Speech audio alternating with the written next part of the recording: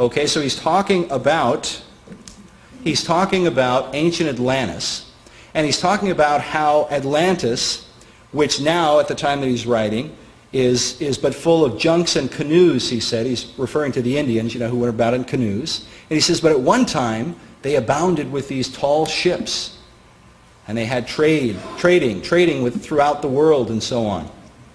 Well, one of the things that we talk about in Secret Mysteries toward the end is a book by a Harvard professor, and the book is called America BC. Now, America BC describes, this is from the back cover, it says America BC describes ancient European temple inscriptions from New England and the Midwest that date as far back as 800 BC. This is Barry Fell. This is like his magnum opus. This was his great work as an archaeologist. And he wrote about this. He documented for years. And I'll show you some of the pictures that he has in his book. The big picture there with all the coins, those are Roman coins that were found in the 4th century AD off the coast of Vermont. Okay? Then he's got different travelers that are carved in the upper, the upper right-hand corner. These are some of the different travelers. They're images that were discovered in the New Hampshire, Vermont areas. Below, he's got this figure there just below that. And the caption up above, you probably can't read it, but it says, "The Druids of New England." And so he's talking about the Druids coming to the New England area centuries and centuries long before Columbus supposedly discovered America. We find Baal worship in early America. This is a place called Mystery Hill in New Hampshire. It's just outside the town of Salem. And there you've got the caption below reads, this larger image refers to a Beltane stone. Beltane is a holiday that's practiced today by witches. And Beltane is a holiday that celebrates and glorifies the god Bel or Baal. Bel and Baal are one and the same. On the other side, you have two images. One of them is a cast, and they've outlined in white the Eye of Bel, or the Eye of Baal. And if you can see the image just below that, the similarity between the Eye of Baal and the all-seeing eye of the Egyptians is startling. You study the Eye of Horus or the Eye of Osiris throughout ancient Egypt. But here this is found centuries and centuries prior to the discovery of the New World by Columbus. Now this is a place, not to be confused, this is called America Stonehenge. This is Mystery Hill. Now, in one of our other documentaries, we talk about the Georgia Guidestones, and that's called sometimes the American Stonehenge. Well, there's actually a website you can go to for Mystery Hill, and they call it, quote, America's Stonehenge. And you can actually go there today and take a tour of America's Stonehenge. And again, it's near the town of Salem in New Hampshire, and this is from one of their magazines. It says, quote, inscribed tablets of the ancient Canaanite god Baal, Celtic god Bel, have been found on this site. Worshippers of Baal were associated with fertility rites, sun worship, and human sacrifice. I was pretty surprised to find that, but it's on the internet today. Now, one of the guys who really, probably the driving force through the 20th century to really encapsulate and to define the whole idea of Atlantis and America and the connection between them was Manly P. Hall. Manly P. Hall is considered by most of the esoteric wisdom teachers and even people who have come out of that as being probably the leading occult philosopher throughout the 20th century. He founded an organization in the 1930s called the Philosophic Research Society. In fact, I used to live about a mile away from PRS, as it's called. I didn't know it until I started doing the research for this documentary. And I had actually ordered a couple of Hall's books online. And I got one of his books, and I flipped it over, and it said, published by the Philosophic Research Society. And it gave the address Los Feliz Boulevard, and I said, oh my gosh, that's right down the road.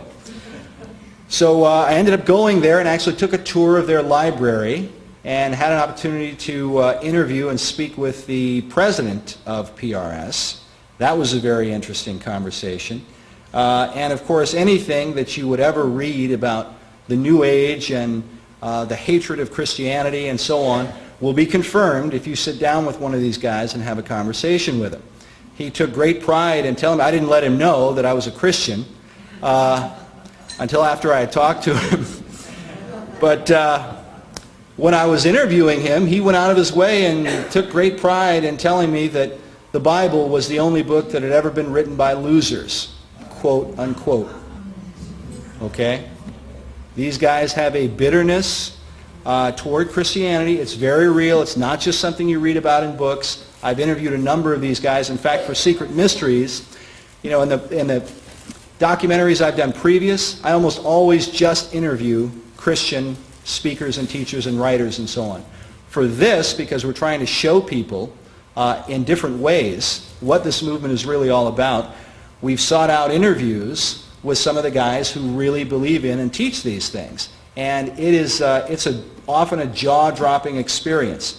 Anyway, Hall, the reason he's significant, one of the reasons, is because when he passed away, the Scottish Rite Journal, which is the leading Masonic publication in the country, it's based in Washington, D.C. In Washington, D.C., you have the Masonic House of the Temple. Okay? And I'll just give you a little bit of information. This is something from Volume 2. The guy who designed the Masonic House of the Temple was commissioned, he was a total New Age guy who designed the Masonic House of the Temple in D.C., and because his design was so successful, he was then hired to design all of these other major buildings throughout D.C. It's very interesting. But anyway, the Scottish Rite Journal referred to Hall, they made mention of the fact that he was, quote, often referred to as Masonry's greatest philosopher. Scottish Rite Journal, 1990. Now what's interesting about this, Dr. Stan made mention that the History Channel, and the History Channel's actually had several documentaries where they are interviewing a lot of leading Masons. A lot of these guys, one of the guys that they interview, I've seen him in at least 2 documentaries, is named Brent Morris. Brent Morris, thank the Lord, we got an interview with for Riddles in Stone, which is coming up here, Lord willing, soon. And Brent Morris not only has spoken on the History Channel, he's the managing editor for the Scottish Rite Journal. Okay? They don't tell you that on the History Channel, but I think it's pretty significant. He also has published several books. The Masons are somehow or other, they're really on the move right now. They've published several books confronting a lot of the anti-Masonic theories and teachings and things like that. And they're being very aggressive about it. They're coming out and they're talking about a lot of these hard issues and Luciferian worship and stuff like this, because it seems, as much as I can figure out, that they're really trying to clean up their image, but they're often defending the indefensible. And one of the things is Manly P. Hall.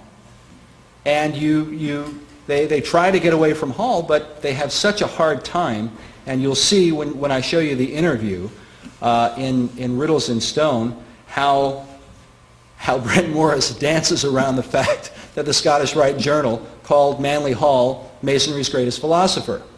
Okay? And the reason they want to deny Hall is because Hall tells you in the Lost Keys of Freemasonry that when the Mason truly understands the secrets of his craft, then will he hold the seething energies of Lucifer in his hands.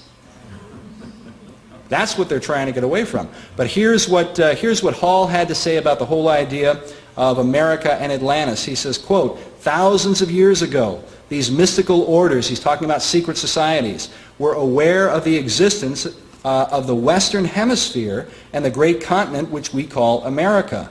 The bold resolution was made that this Western continent should become the site of the philosophic empire. And this is what Sir Francis Bacon, according to Hall and other Baconian authors, was all about. He sent the reason Bacon is significant is because he sent his secret societies to America early on. In fact, it's believed that that the Jamestown colony probably had representatives or guys in it who were sent by Bacon specifically. One of the early settlements in America is in the town of Ephrata, the Ephrata Cloister, which is in Pennsylvania. It's right near or right about Lancaster, Pennsylvania. I was there a couple of months ago. It's kind of a funny story. I was in Lancaster, Pennsylvania speaking, and I was talking about this, and I was telling them about the Ephrata Cloister, and I had no idea